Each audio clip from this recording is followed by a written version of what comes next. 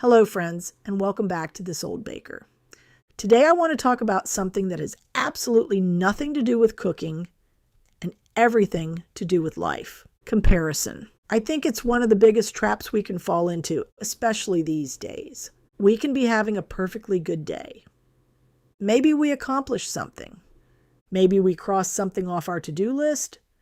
Maybe we made a little progress toward a goal. Then we open social media. 5 minutes later, we're questioning everything. Somebody else has more followers. Somebody else's business seems bigger. Somebody else's house looks nicer. Somebody else's garden is thriving. Somebody else's life appears perfect. And before we know it, we're feeling like we're somehow behind. But here's the truth. You're comparing your recipe card to somebody else's finished dessert. Think about that for a minute. When you see a beautiful pie sitting on the table, you're seeing the finished result. You're not seeing the ingredients. You're not seeing the failed attempts. You're not seeing the recipes that didn't work. You're not seeing the years of learning that came before it. You're just seeing the pie. Life works the same way. Most people only show the finished pie. They don't show the mess in the kitchen. They don't show the mistakes. They don't show the setbacks. They don't show the frustration. They don't show the moments they wanted to quit. They show the result. And then we compare our behind-the-scenes reality to their finished product. No wonder we end up feeling discouraged. The truth is that everybody has a different recipe card. Some people started with ingredients handed to them. Some people started with an empty pantry. Some people have been working on their recipe for 20 years. Some people just started yesterday. Different ingredients, different experiences, different goals, different journeys, and yet we keep acting like everyone should get the exact same outcome at the exact same speed. That doesn't make much sense when you think about it. A loaf of bread takes a different amount of time than a batch of cookies. A pot roast takes longer than a grilled cheese sandwich. A garden takes longer than a grocery store trip.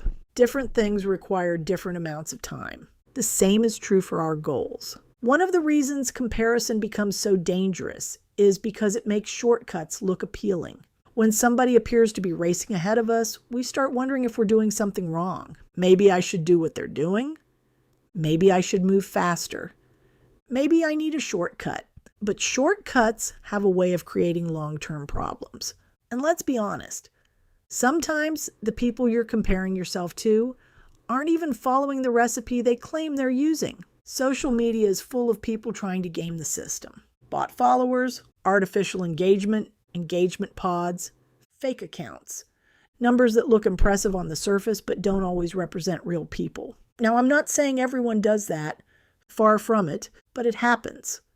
And it happens more often than most people realize. The problem is that when you compare your real growth to somebody else's inflated numbers, you're not making a fair comparison. You're comparing homemade to store-bought. It's kind of like entering a pie contest with a bakery pie and pretending you baked it yourself. Sure, it might look impressive, but eventually people figure out the difference, because real growth and fake growth don't produce the same results. Real followers read your emails.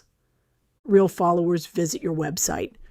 Real followers try your recipes. Real followers support your work. Fake followers don't do any of that. The same thing goes for engagement.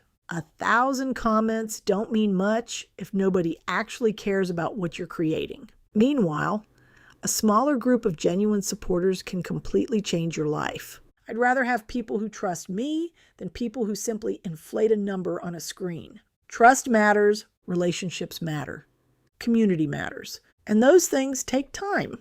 There's that word again, time. Nobody likes hearing that. I know I don't. We all want things to happen faster. We want the garden to grow overnight. We want the bread to rise immediately. We want success right now. But life doesn't usually work that way. Most worthwhile things happen slowly. The strongest businesses are built slowly. The strongest relationships are built slowly. The strongest reputations are built slowly. Strong roots take time. And while slow growth can be frustrating, it also tends to be much more stable. Because when you've built something properly, it can survive difficult seasons. When you've built something entirely on shortcuts, It often falls apart the moment things get challenging. That's why I believe in doing things the right way. Not because it's faster. Usually it isn't. Not because it's easier. Usually it isn't.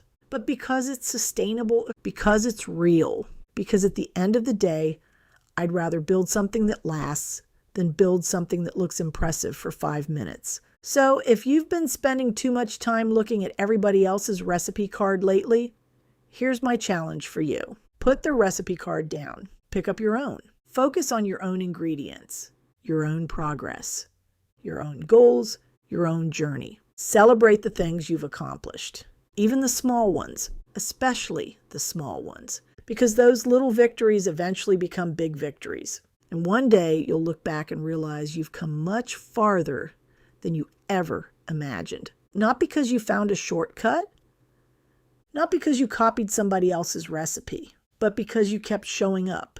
You kept learning, you kept improving, and you kept doing things the right way. Thank you so much for spending a few minutes with me today. I appreciate every one of you who listens, reads, cooks, bakes, and follows along with This Old Baker. Until next time, keep your pantry stocked, your oven warm, and your coffee cup full. This is Kim from This Old Baker. I'll see you next time.